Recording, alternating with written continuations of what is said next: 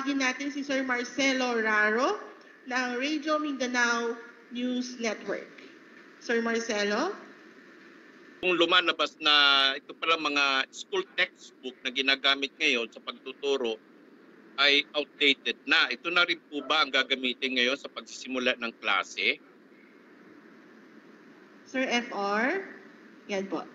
Yes po, thank you sir.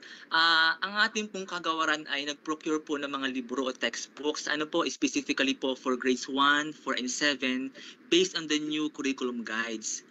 Bagamat may ilang learning areas po na may late po ang delivery due to adherence po to procurement laws, nag-provide naman po tayo ng ating pong ng mga lesson exemplars sa mga teachers at saka po mga worksheets or activity sheets sa mga bata na maaari pong magamit habang hinihintay po ang mga textbooks na ito.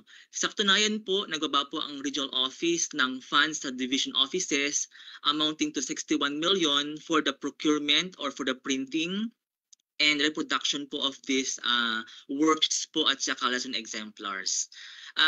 Subalit nais ko rin pong bigyan ng linaw na yung pong mga libro at SLM na available at ginagamit po sa K-12 basic education curriculum ay hindi naman po tahasang may tuturing na outdated na. Ano po, sapagkat ang mga ito po ay maaari pa rin magsilbing additional reference ng mga guro at supplementary learning resource po ng mga mag-aaral.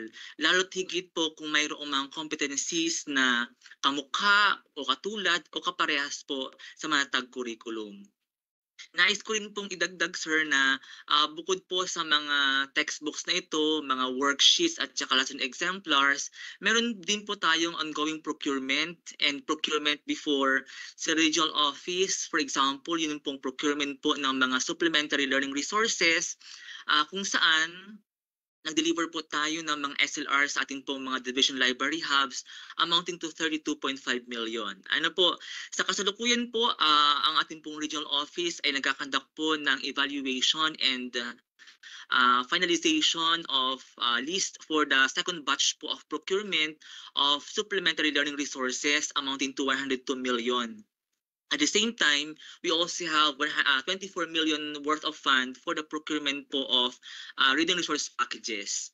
Naniniwala po tayo na ang mga SLRs pong ito at saka reading resource packages na to ay malaki po ang may tutulong sa ating pong mga guro upang lalo pong mapagyaman ang kanilang pagtuturo at lalo higit po sa ating mga mag-aaral upang lalo pong mapagyabong ang kanilang kakayahan, interest po at saka kasanayan po sa pagbabasa.